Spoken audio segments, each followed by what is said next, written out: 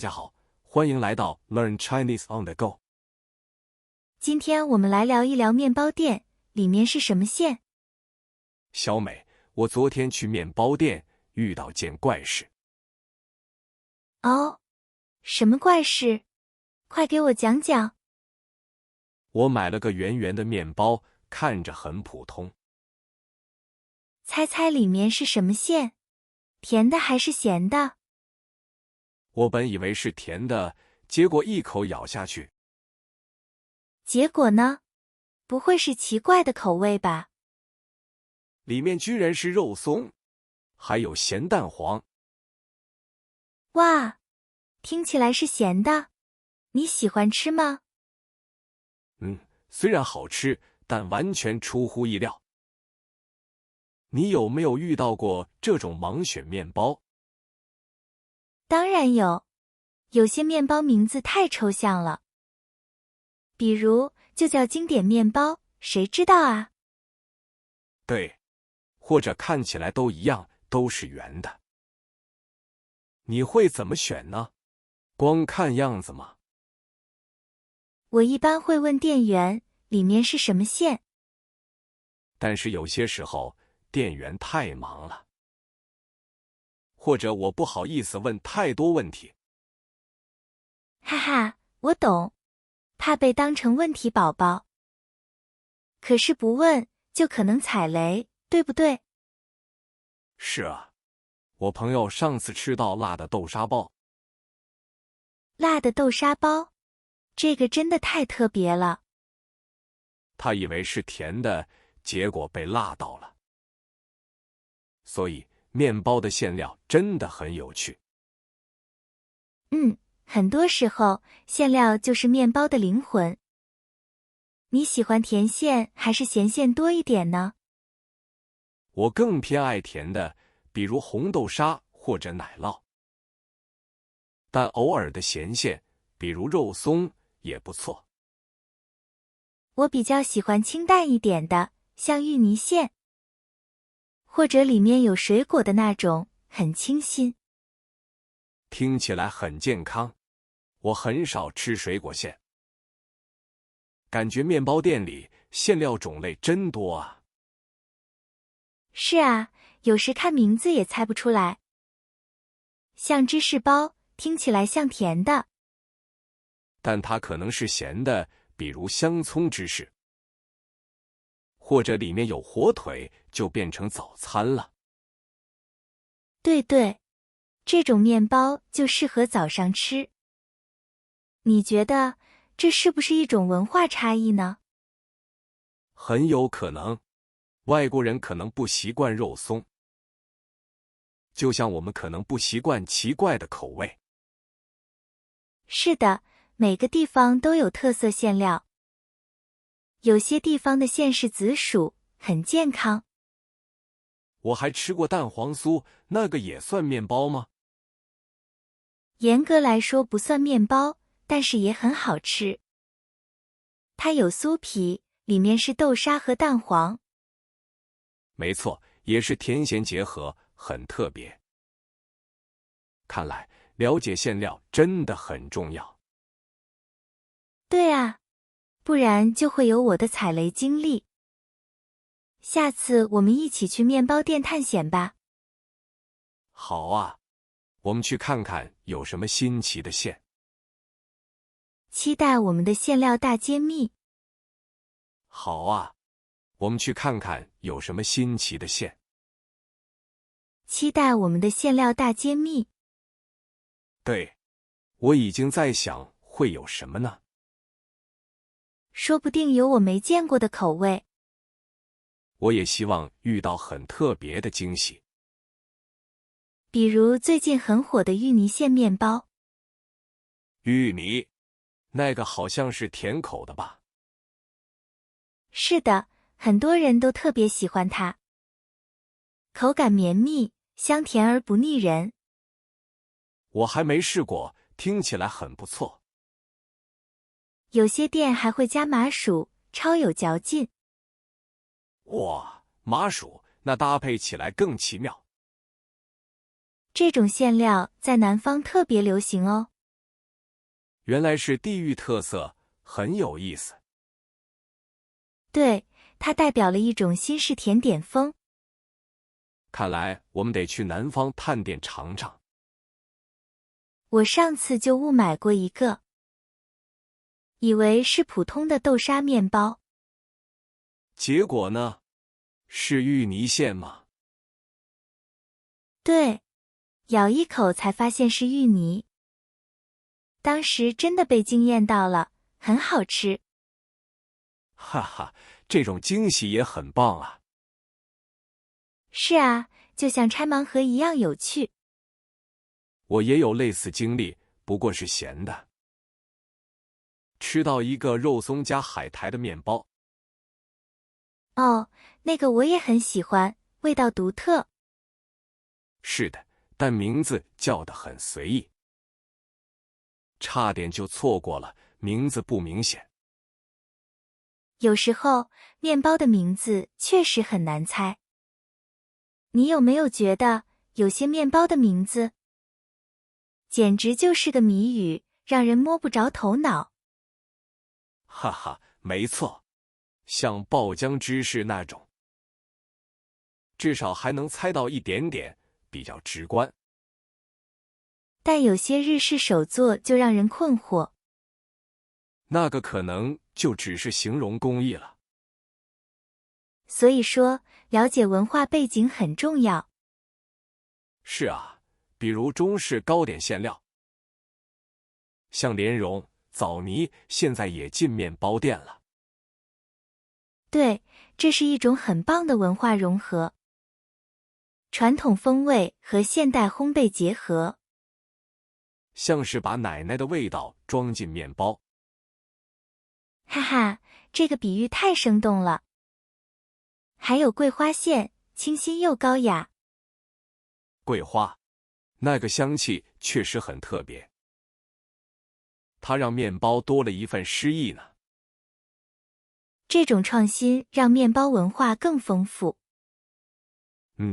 我觉得这很有趣。但要是遇到完全没听过的馅呢？那可怎么办？会很纠结吧？比如名字是古诗词的意境。哈哈，那我们下次可要好好研究了。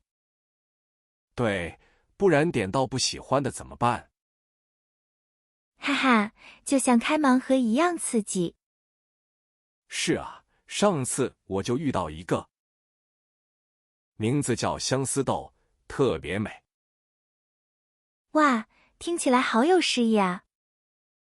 我以为是爱情故事的馅，结果呢？是什么味道？其实就是红豆沙，很甜。但那个名字让我纠结了好久。这就是中文的魅力啊！把食物也赋予了情感。这种意境感很特别。很多点心都喜欢用诗意名字，增加文化韵味，引人遐想。为什么中国人会这么做呢？这反映了咱们对美的追求。即使是吃，也要吃出诗情画意。原来如此，怪不得那么讲究。是啊，这是一种生活哲学。比如，你觉得雪顶会是什么馅呢？雪顶，是不是椰蓉或者奶酪？很有可能，雪常常指代奶制品，或者某些口感绵软的食材。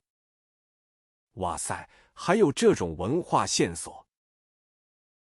对，就像雪媚娘的雪。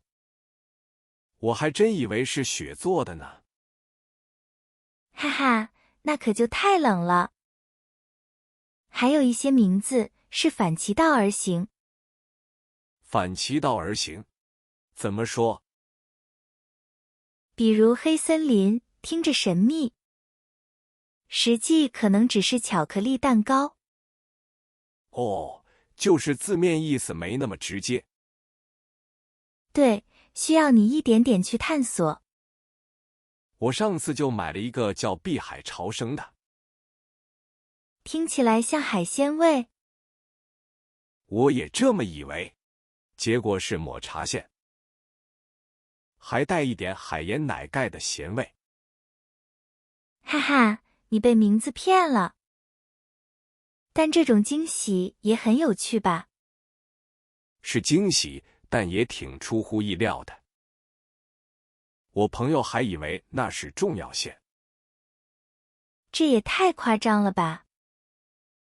这种创意也真是让人琢磨不透。确实，所以每次都很期待。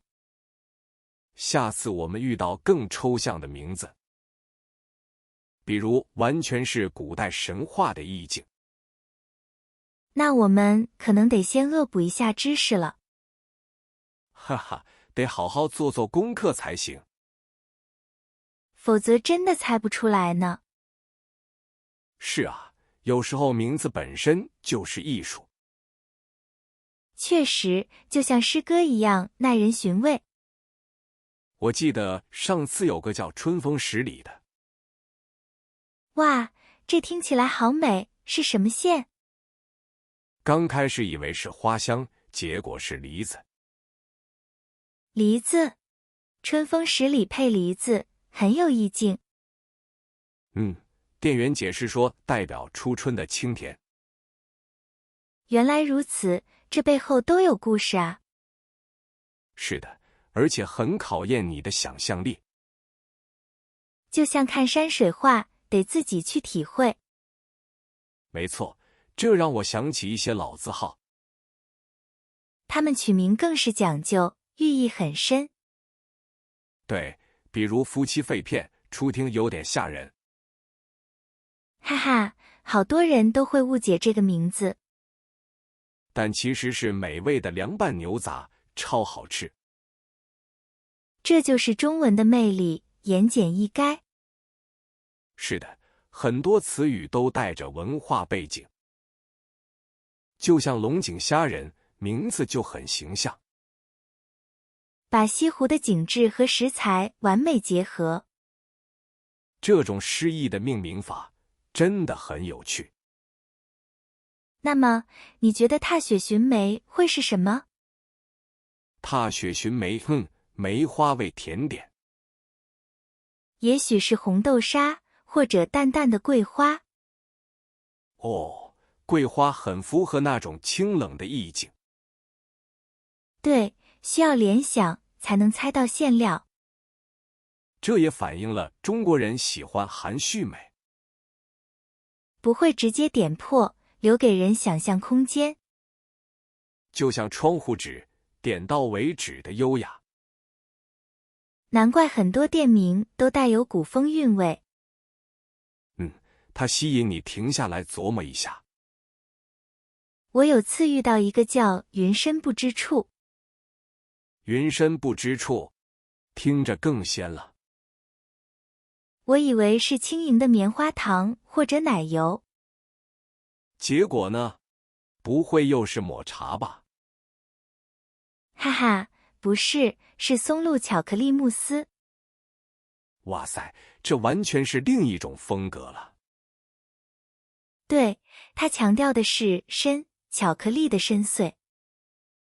这种联想能力，我们还得再练练。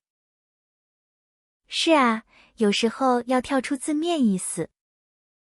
别被表面功夫给轻易迷惑了。确实，中文里太多双关语了。对，谐音梗在起名字时也很常用。比如把福和福联系起来。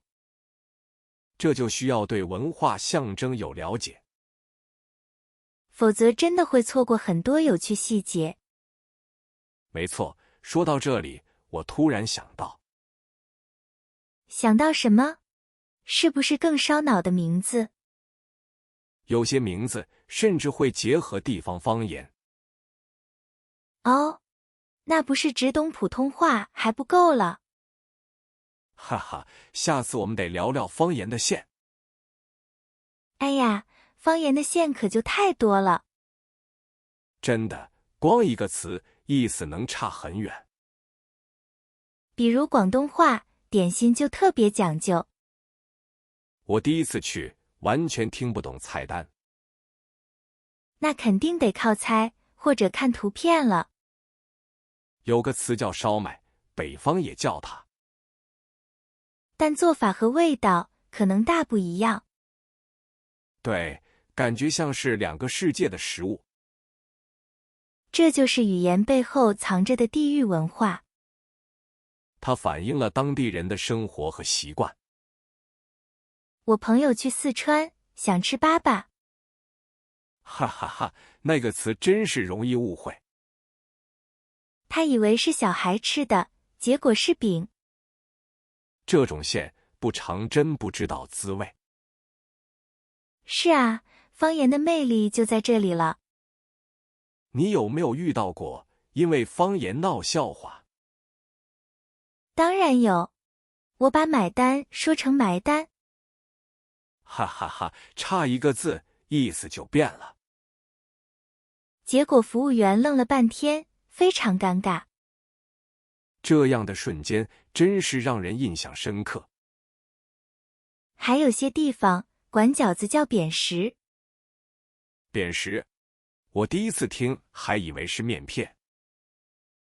这就是不同地方的叫法差异大。每一份食物都有它的方言标签。像在闽南，很多词都带着古韵。话说回来，你们觉得方言词汇的线？有什么特别想了解的吗？有没有哪些词让你觉得很奇妙呢？这个问题问得好，值得大家思考。我就觉得“错”这个字很特别。错在闽南语里是家的意思，对吧？对，它比家更多一层历史感。感觉像是祖辈传下来的老房子。这种语言自带的画面感太棒了。很多地方的方言都有这种特性。所以下次去不同城市点菜，真的别只看普通话，多听听当地人怎么说。或者直接问这个是什么县的。哈哈哈，这招简单粗暴又有效。真是包罗万象的县文化。而且有些方言发音还自带萌点。比如有些南方人说喝咖啡特别可爱。确实，会让人忍不住想模仿一下。但模仿不好，就成了四不像了。哈哈，方言学习的乐趣也在于此。哎，说到这个，我突然想到一个。又是什么烧脑的馅儿吗？咱们下次可以深入聊聊网络流行语。哦，那可真是个巨大的语言宝库。它们里面的线变化快得惊人。它们里面的线变化快得惊人。确实，每隔一段时间就更新。就像面包馅总有新口味。有时还没学会就过时了。真是让人跟不上节奏啊。但也很有趣，很有活力。对，能看出大家在想什么。这些词语就是时代的切片。没错，非常生动又接地气。是啊，有时一句话就懂了。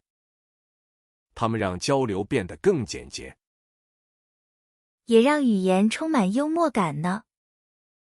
哈哈，就像加密对话一样。对，懂的人自然就懂了。这也是一种文化认同吧。某种程度上也算是吧。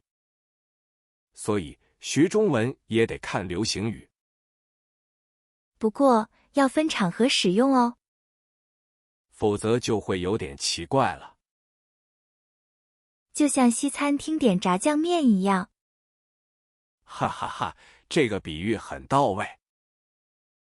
语言的线儿真是学问。从方言到流行语都一样。是啊，要多观察多体会，否则就可能闹笑话了。但闹笑话也是学习过程。没错，经验都是这样来的。就像我们今天聊的线一样，每一个线都有故事，也代表着一种独特滋味。真是越聊越觉得有趣味，也感受到语言的魅力了。这些线文化真是博大精深。是啊，永远学不完的。感觉还有好多没聊透呢。比如食物背后的人情味。哦，那可真是更深层次的线。包含了情感和记忆，值得我们再慢慢品味。确实，下次可以多讲讲。今天聊的线真有趣。是啊，不只是食物的馅儿，更是语言和文化的内核。每个线都有它的故事和味。希望大家也从中找到乐趣。那么，大家有没有对什么线印象深刻呢？不管是吃的还是文化上的，欢迎大家留言，分享你的故事。下次我们来聊聊家乡味的馅儿吧。好的，那我们下期再见啦。